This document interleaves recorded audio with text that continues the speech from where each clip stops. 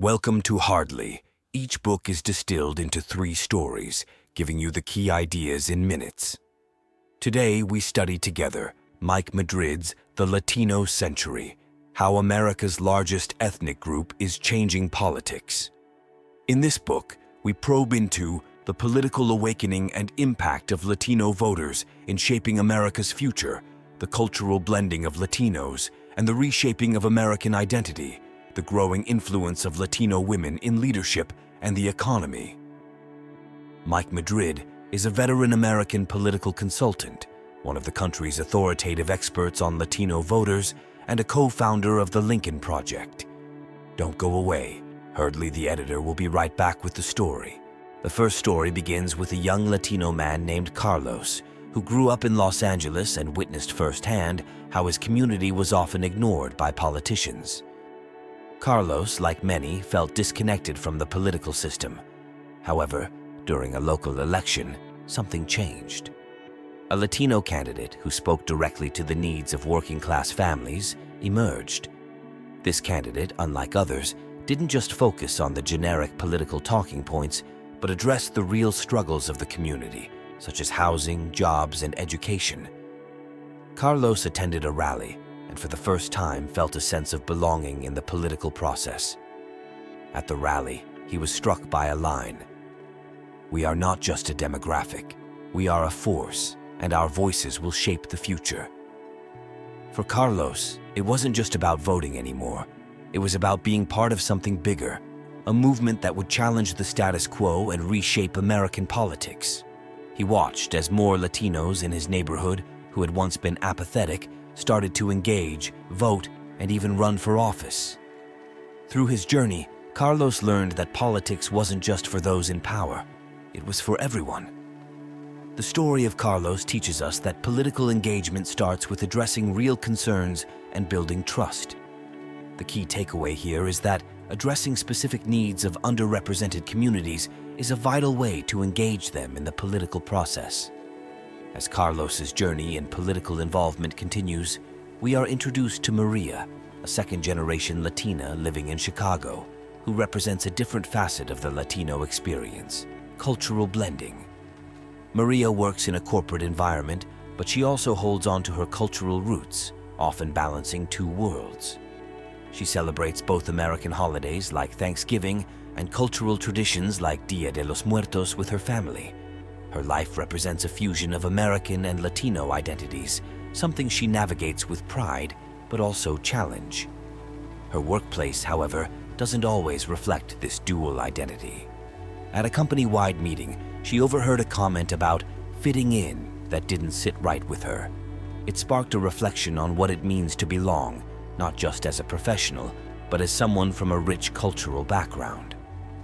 "We are not one or the other. We are both," she thought. Maria decided to start a cultural awareness initiative at her company, helping colleagues understand the richness of her heritage. The project became a huge success, showing how the blending of cultures is not a weakness, but a strength. Through Maria's story, we learn that embracing cultural identity in a professional environment is an important step in fostering understanding and inclusion. A practical takeaway from this story is that fostering spaces where cultural diversity is celebrated leads to a more inclusive and innovative workplace. This is especially important as America continues to diversify and businesses must adapt to better reflect the society they serve. Maria's Cultural Awareness Initiative leads us to the story of Gloria, a determined Latina woman from Miami who has steadily risen through the ranks in the healthcare industry. Gloria faced significant challenges as a woman of color in a leadership position. Early in her career, she was often overlooked for promotions, and there were subtle biases she had to confront. But Gloria didn't let these barriers stop her. She worked twice as hard, earned multiple degrees, and fought for her place at the table. One of the pivotal moments in her career came during a board meeting where she advocated for the implementation of community health programs focused on Latino populations who often lacked access to health care. Despite resistance from some of her peers, she persisted, sharing data and stories from her community. Latino women are the backbone of this nation, and it's time we prioritize their health, she boldly declared. Her passion and determination convinced the board, and the program was approved, making a significant impact on underserved communities. Gloria's story highlights the importance of perseverance in the face of adversity and shows how leadership isn't just about position. It's about using influence to create meaningful change.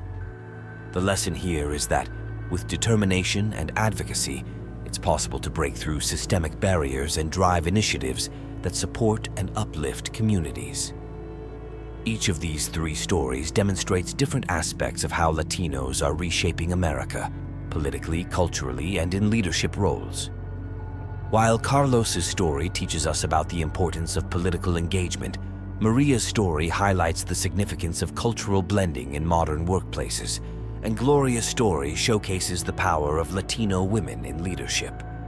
Together, they paint a picture of a future where the Latino community not only participates, but leads and defines the cultural and political fabric of the country. As the editor of Hardly Through These Stories, we glimpse a future where understanding and celebrating our differences can create a stronger and more inclusive society. Each story comes from the most representative real-life cases selected by the Hardly team from this book. There are still 7 more stories worth reading within these pages. If you wish to dive deeper, we recommend purchasing the full book. In reflecting on the key themes, the political awakening of Latinos, the blending of cultural identities, and the rise of Latino women in leadership, one story stands out as a striking example of Latino influence in modern America. We meet Javier, a farm worker's son who, against all odds, became a respected community organizer in Arizona. Growing up, Javier watched his parents struggle in low-paying jobs, often treated unfairly and lacking access to basic resources. Determined to change this, Javier pursued education and returned to his hometown to advocate for workers' rights. His efforts led to a historic wage increase for farm workers, one of the first of its kind in the state. "We may be invisible to some, but we are vital to this country's future," he told his fellow workers during a rally. His story is one of resilience and empowerment, showing how a single voice can create lasting change for an entire community.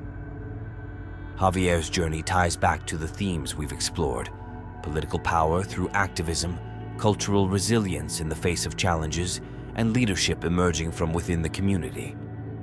His story serves as a reminder that change starts with individuals who are willing to fight for it, no matter how daunting the system might seem.